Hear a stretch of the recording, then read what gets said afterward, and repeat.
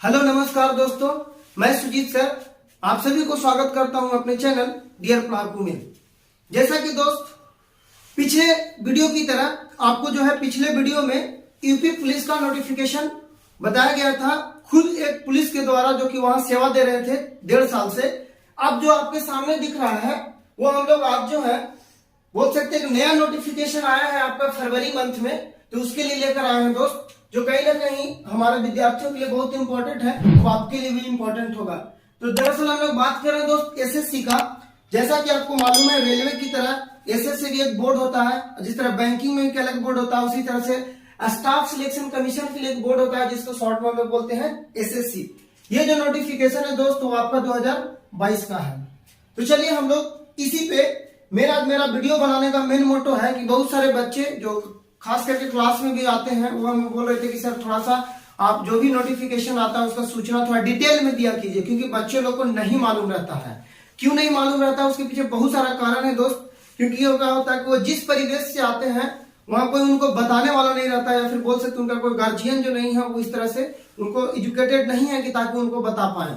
और अगर एजुकेटेड है भी तो वो इतने बिजी हैं कि वो बोल देते हैं कि खुद से समझ लो, जहां भी है उससे सूचना लो, बड़े लोग से पूछ लेना। तो कहीं ना कहीं हम एक टीचर हैं तो मेरा दायित्व बनता है कि वो नोटिफिकेशन आप लोग को बताएं। तो चलते हैं दोस्त, वीडियो को ज्यादा लंबा ना करेंगे, कम ही समय में हम समझाने का कोशिश करते हैं।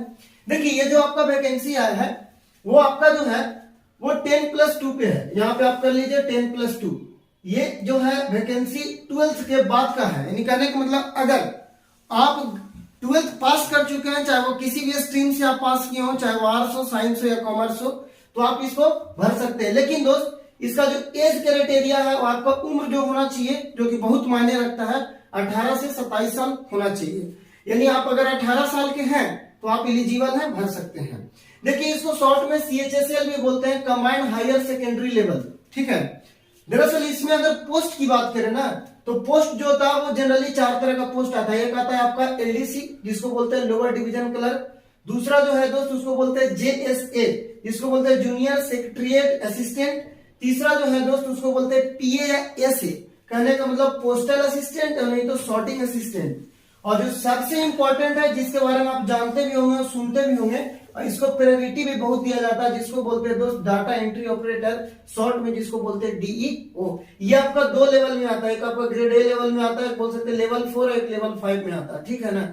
इसका जो बोल सकते हैं SSC जो CHSL में होता है सबसे ज्यादा डिमांडिंग जो रहता है वो किसका रहता है, DEO का रहता है। यानी हम यहाँ पे देखें 5 पोस्ट है दोस्त, कौन कौन, LDC, JSA, PA, SA और आपका DEO।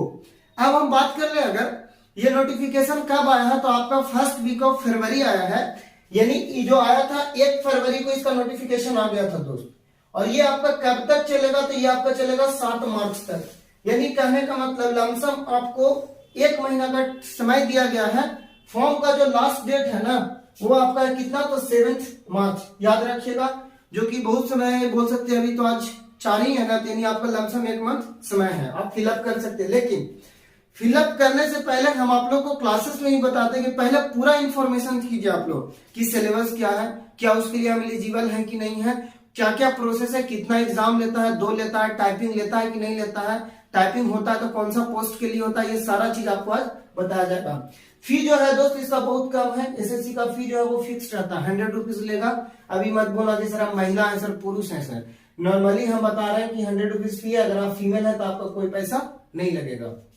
हम अगर बात करें टायर 1 का, यहाँ जो एग्जाम है, मोड ऑफ जो एग्जाम है वो आपका ऑनलाइन एग्जाम होगा, जिसको हम लोग CBT बोलते हैं, कंप्यूटर बेस्ड टेस्ट।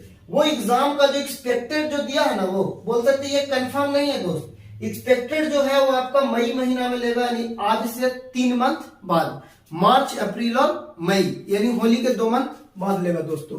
अब आगे और हम लोग चर्चा करें कि सर फॉर्म अप्लाई करते वक्त कौन सा बात को हम लोग ध्यान में रखेंगे। तो देखिए दोस्त दरअसल होता है क्या ना कि केवल हम लोग फॉर्म भर देते हैं और डिटेल नहीं मालूम रहने के कारण बहुत सारा गलती करते हैं और बाद में पछतावा होता है।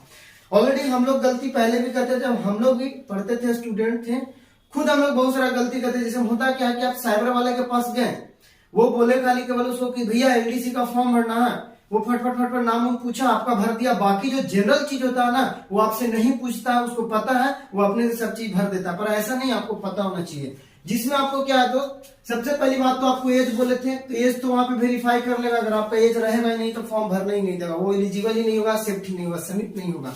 बात करते हैं सेंटर का। तो देखो बहुत सारे लोग जो है ना इसमें सेंटर में बहुत कंफ्यूज होते हैं। सेंटर जो होता है ना वो आपका रीजन के हिसाब से होता है, यानी आप जो जॉब रीजन बोल सकते हैं होता है, एक आपका सेंटर होता है। तो आप क्या किए कि नियरेस्ट चुनिए। जैसे में अगर आप यहाँ हैं गया वाले हैं तो पटना में पटना ले सकते हैं, आप वाराणसी ले सकते हैं, और भी भागलपुर ले सकते हैं, मुजफ्फरपुर ले सकते हैं। तो ये आपका सेंटर हो गया। दूसरी बात, जो मान चलिए कि आपका दिल्ली साइड का है तो वो दिल्ली साइड का लीजिए अपना। अब बात करते हैं जॉब रीजन का, यानी आप जब आपका सिलेक्शन हो जाएगा ये चारों या पांचों पोस्ट के लिए, तो जो आपका जॉब रीजन होगा वो कौन सा होगा। जैसे बहुत ये होता है ना कि मेरा जॉब एरिया कहाँ होगा, तो देखिए एसएससी में जो जॉब रीजन होता है उसको 9 कैटेगरीज में बांटा गया। इसको समझाते हैं आपको ऐसे। मान लो सपोज ये हम लिखते हैं, ये आपका इंडिया है तो नॉर्थ हो गया, ईस्ट हो गया, साउथ हो गया, वेस्ट हो गया। यानी आप देखोगे northern region, eastern region, southern region, western region, और एक होता है बाबू आपका सेंट्रल रीजन, ठीक है। उसी तरह से एक होता है बाबू आपका नॉर्थ ईस्टर्न रीजन और दूसरा होता है नॉर्थ वेस्टर्न रीजन। अगर देखा जाए तो 4 और 3 कितना हो गया 7, जिसमें से 2 एक है, एक आपका एमपी रीजन आता है और दूसरा जो है कर्नाटका और केरला रीजन। यानी 7 और 2 कितना रीजन हो गया दोस्त, 9 रीजन। तो आप खुद चयन कीजिए कि मुझे किस रीजन में जॉब करना है। अगर आप बिहार वाले हैं और यूपी वाले हैं तो दोस्त आप चूज कीजिएगा सेंट्रल रीजन, ठीक है। सेंट्रल रीजन में आपका वही सेंटर में आएगा जो कि यूपी है आपका, बिहार हो गया आपका, ठीक है। ये सब रीजन आपको मिलेगा। बाकी अपने हिसाब से देख सकते हैं। मान चलिए फ्यूचर में आप और आगे पढ़ना चाहते हैं तो फिर आप दिल्ली तरफ नॉर्थ में भी जा सकते हैं, नॉर्थर्न रीजन भी चूज सकते हैं। अगर आपको हिली एरिया पसंद है तो आप नॉर्थ ईस्टर्न रीजन चुन लीजिए। आपका अरुणाचल प्रदेश तरफ, सिक्किम, मेघालय तरफ का रीजन मिलेगा। आगे अगर चले दोस्त तो आप देख रहे हो यहाँ पे कि ये तो रीजन की बात था, रीजन बहुत इंपॉर्टेंट रखता है। तो बाद में पता चलेगा कि जॉब एरिया हो गया, हमको रहना था बिहार में, रीजन मिल गया हमको कहाँ, कर्नाटका। अब जाओ साउथ में ड्यूटी करो। मान लो ऊपर में चुन लिए तो नॉर्थर्न में चल गया आपका जम्मू, तो जम्मू जाकर कीजिए। ये सिलेबस जो है वो बहुत आपका इंपॉर्टेंट रखता है। सिलेबस क्या है दोस्त, तो आपका इंग्लिश पूछेगा 25 क्वेश्चन, रीजनिंग पूछेगा 25, मैथ पूछेगा आपका 25, और ये आपका जनरल अवेयरनेस बोलता है जिसमें आपका बोल सकते हैं थोड़ा बहुत करंट अफेयर 2-3 डालेगा, और आपका जीके जीएस मिक्स रहेगा। वो आपको कितना क्वेश्चन पूछेगा 25। अगर टोटल नंबर ऑफ क्वेश्चन की बात करें तो टोटल नंबर ऑफ क्वेश्चन आपका कितना हो जाएगा बाबू 100, और मार्क्स की अगर बात करें तो आपका हो जाएगा 200 मार्क्स। यानी प्रति क्वेश्चन, यानी एवरी क्वेश्चन आपका कितना मार्क्स का होगा, 2 नंबर का होगा। और समय जो है इसमें बहुत इंपॉर्टेंट रखता है। समय कितना दिया गया था आपको, मात्र 60 मिनट दिया गया है। यानी एसएससी के जॉब के लिए आपको एक्यूरेसी और टाइम मैनेजमेंट होना बहुत जरूरी है, और जो कि आपको मैनेज करने के लिए हम बताते हैं हमेशा कि कौन सा सब्जेक्ट आपको टाइम मैनेज करवाएगा। तो आपको टाइम मैनेज करवाएगा इंग्लिश और रीजनिंग। ये दोनों ऐसा सब्जेक्ट है ना दोस्त, बोल सकते हैं ये टाइम बूस्टर कहलाता है। ये रीजनिंग अगर आप जल्दी बनाएगा तो मैथ में हेल्प करेगा, इंग्लिश भी बनाओगे तो मैथ में ही। जीए जीएस का कोई माए बाप नहीं है, कहीं से भी पूछ सकता है। अब आते हैं हम लोग कि सर क्या इसमें नेगेटिव भी रहता है। तो दोस्तों पहले से नेगेटिव अब जो है वो ज्यादा कर दिया है। पहले आपका नेगेटिव था 0.33, ठीक है, जिसको आप 1/3 कह सकते थे कि एक बोल सकते 3 गलती पे 1 नंबर कटेगा। पर अब आपका है 0.50, यानी आपका क्या 2 गलती आप करोगे तो आपका 1 नंबर कट जाएगा, यानी 1/2 आपका नेगेटिव रहेगा। अब बात रहा कि सर नेगेटिव के साथ भी कुछ है क्या, तो हाँ आपका नेगेटिव के साथ आपका जब से ऑनलाइन एग्जाम हुआ है तो आपका नॉर्मलाइजेशन जो है एक्सेप्टेबल रहेगा। अर्थात कहने का मतलब पूरी तरह से समझ जाओ, नेगेटिव भी आपका बढ़ा दिया गया है। अगर आपका पेपर जिस दिन दे रहे हैं उस दिन अगर पेपर आपका हार्ड है तो जरूरी नहीं कि आप पूरा क्वेश्चन ही टच कीजिए। अगर आपका पेपर देख रहे हैं कि मीडियम है तो आप थोड़ा सा टच कर सकते हैं चढ़कर, यानी कहने का मतलब 100 क्वेश्चन है, पेपर आपका हार्ड है तो आप 80 भी बना के आ रहे हो तो कोई दिक्कत नहीं है। नॉर्मलाइजेशन में आपका नंबर बढ़ता है। अब बात रहा कि सर ये नॉर्मलाइजेशन क्या होता है, तो उसके लिए एक अलग से वीडियो आपको बना दिया जाएगा क्योंकि उसका बहुत एक अलग पैटर्न है, ठीक है ना। बस आप इतना समझ लो दोस्त कि नॉर्मलाइजेशन में आपका जिस दिन शिफ्ट है, ठीक है ना, क्योंकि एग्जाम महीनों चलता है। अगर वो हार्ड पेपर है तो अटेम्प्ट आप कम कर सकते हो, ठीक है। अगर वो मीडियम पेपर है तो और अटेम्प्ट जाओ। अगर बहुत इजी पेपर है वो पता चल जाता है आपका पेपर से कि हार्ड है या मीडियम है। इसमें भी क्लासेस में बहुत सारे बच्चे ऐसे बोलते हैं सर कैसे पकड़ें कि हार्ड है कि मीडियम है, तो वो पता चल जाता है वे ऑफ क्वेश्चन से। अब अगर आगे बात करें कि सर की क्या सीबीटी 1 के बाद ये जितना भी आपको बताया जा रहा था दोस्त, ये जो अभी आपको बताया गया कि जो आपका 100 क्वेश्चन होगा 200 मार्क्स का, ये जो है वो आपका सीबीटी 1 का है। यानी केवल एक एग्जाम पास करने से आप, ऐसा नहीं कि आपका सिलेक्शन हो जाएगा एसएससी में। आपका पहला क्राइटेरिया है कि आप सीबीटी पास कीजिएगा, जिसको हम लोग बोलते हैं टायर 1। ठीक है, ये जो है आपको मालूम है कि ये 200 नंबर का होता है, 200 मार्क्स का। इसको सपोज डेट मान लो आप क्वालिफाई कर गए हो। ठीक है, क्वालिफाई करने का भी एक अपना है, क्या प्रक्रिया वो सुनिएगा दोस्त। कहां तक अगर आप जाइएगा तब क्वालिफाई हो गया, तो उसके लिए आते हैं इधर हम। देखिए ये जो है कंफर्म नहीं है, लेकिन पिछले साल में कंफर्म है। अब बोलोगे सर क्या इन साल भी यही कट ऑफ रहेगा? तो नहीं दोस्त, वो आपका बोल सकते हैं पेपर पे डिपेंड करता है, अकॉर्डिंग टू टाइम। ठीक है, कि कैसा नंबर ऑफ स्टूडेंट कितना अपेयर हुए एग्जाम में। तो पिछले साल का कट ऑफ है आपका कि 200 में जनरल का गया था 141। ठीक है, उसके बाद ओबीसी का आपका गया था 139, एससी का गया था 114 और एसटी का गया था 108 यानी 108। और अगर ईडब्ल्यूएस की बात करें तो इसका भी लमसम 135 के करीब गया था। ठीक है, ये आपका एक्सपेक्टेड कट ऑफ है किसका? तो सीबीटी 1 का। यानी अगर पहला पेपर आप दे रहे हो दोस्त, अगर आप जनरल कैटेगरी से हो, क्योंकि हम लोग पहले टॉप का सोचते हैं, तो लमसम आपको कितना परसेंट नंबर लाना होगा दोस्त? 70%। यानी आपको 200 क्वेश्चन में से आप 200 का 70% निकालो, 200 मार्क्स में से आपको 70% सही करना होगा, यानी कम से कम, वो भी 70 से हल्का ज्यादा ही है। ठीक है, तो आप मान लो एक्सपेक्टेड 70% रहेगा। लेकिन सीबीटी 1 के बाद भी ना दोस्त, आपका दूसरा होता है सीबीटी 2, जिसको हम लोग बोलते हैं टायर 2। टायर 2 को हम लोग बोलते हैं डिस्क्रिप्टिव, जो कि इधर आपको डिटेल में दिया गया है। आपका सीबीटी 2 यहां पे दिखा रहे हैं हम, डिस्क्रिप्टिव पेपर होगा, पर ये जो होता है वो बहुत ही इजीली होता है। इसमें आपको क्या करना रहता है? एसे या फिर बोल सकते हैं लेटर लिखना रहता है। एक एसे लिखना होगा और एक लेटर। उसमें भी अच्छी बात क्या है ना कि आपको मान लो सपोज दैट 3 वो रहेगा क्वेश्चन। ठीक है, लेटर के लिए 3 क्वेश्चन और एसे के लिए 3 क्वेश्चन। इसमें से केवल आपको एक लिखना है। ठीक है ना, जैसे आप 12th 10th का एग्जाम देते होंगे तो आता है ना या करके। ठीक है, दोनों में से कोई एक लिख लो। उसी तरह से 3 में से कोई भी आप एक लेटर लिख लो और 3 में से कोई एक आप ऐसे लिख लो। यहाँ पे भी एक दिक्कत और आता है कि बच्चे लोग पूछते कि सर मेरा इंग्लिश अच्छा नहीं है। तो बाबू कोई दिक्कत नहीं है, आपका मीडियम ऑफ जो होगा लिखने का तरीका दोनों रहता है। यानी आप हिंदी भी लिख सकते हो और इंग्लिश भी लिख सकते हो। लेकिन हाँ ध्यान रखें, आप जो भी लिखोगे दोनों हिंदी में लिखोगे तो दोनों हिंदी, और दोनों इंग्लिश तो दोनों इंग्लिश। बस आप पे डिपेंड करता है कि आपका पकड़ किस पे, हिंदी पे पर इंग्लिश पे। पर एज ए टीचर और एज ए एक्सपीरियंस होल्डर होने के नाते आपको बता दें कि ऑलरेडी आप एसएससी का बंदा है, तो ज्यादा प्रायोरिटी आप दीजिएगा दोस्त कि आप जो लेटर और ऐसे जो डिस्क्रिप्टिव में लिखोगे ना, आप किसका लिखना दोस्त? इंग्लिश का। क्योंकि इसका कुछ होता नहीं है, इंग्लिश का ऐसे और बोल सकते हैं लेटर का फॉर्मेट होता है, उसको आपको ध्यान में रखना, उसको याद कर लेना है। अब बोला सर ये टायर 2 होता कितने नंबर का? तो 100 नंबर का होता है बाबू। और समय जो है वो आपको कहाँ दिया जाता है, कितना दिया जाता है? तो आपको समय दिया जाएगा 1 घंटा।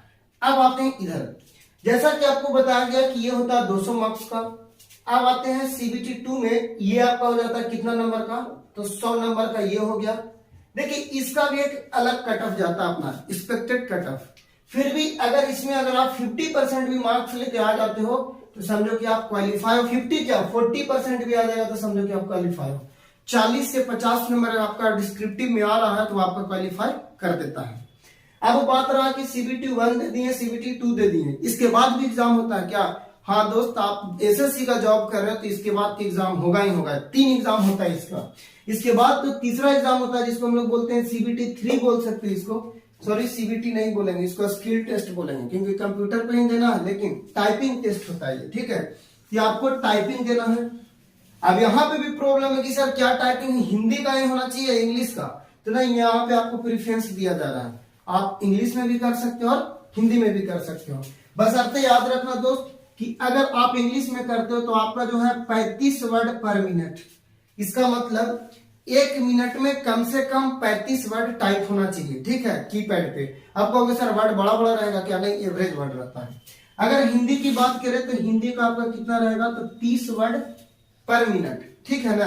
अब ये स्किल टेस्ट में हमसे पूछना चाहिएगा कि सर कौन सा टाइपिंग ठीक रहेगा, हिंदी या इंग्लिश वाला? तो दोस्त आप हिंदी टाइपिंग अगर सीखते हो ना तो आपके लिए भविष्य में भी अच्छा है और ये आपका एसएससी के लिए भी अच्छा होगा। क्योंकि इंग्लिश होल्डर जो होते हैं बहुत सारे बंदे होते हैं, हिंदी वाले बहुत कम वहां पहुंच पाते हैं। अगर देखा जाए तो इन दोनों में तो हिंदी वाला, अगर आप हिंदी टाइपिंग जानते हो, अगर सीखते हो तो अच्छा रहेगा। लेकिन इन दोनों टाइपिंग के लिए आपको समय कितना दिया जाएगा बाबू? तो आपका समय जो होगा वो 10 मिनट दिया जाता है। ये केवल जो बोल सकते हैं क्वालिफाइंग नेचर है, इसका कोई नंबर नहीं होता, ये केवल आप क्वालिफाई कर रहे हैं तो समझिए कि आपका नैया 90% जो हो गया वो क्या हो गया? पास हो गया।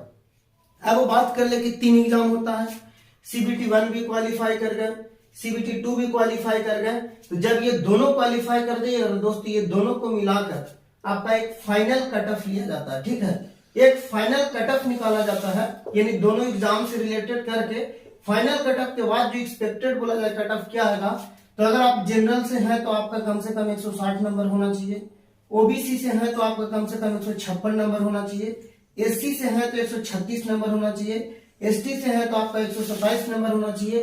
अगर आप ईडब्ल्यूएस से हैं दोस्त तो आपका कम से कम 150 या 152 नंबर होना चाहिए। ठीक है, तब समझिए कि आप जो है फाइनल कट ऑफ में आ गए हैं। फाइनल कट ऑफ होने के बाद आपका स्किल टेस्ट होगा। स्किल टेस्ट में जो है वो क्वालिफाइंग है, वो आपको पास करना पड़ेगा।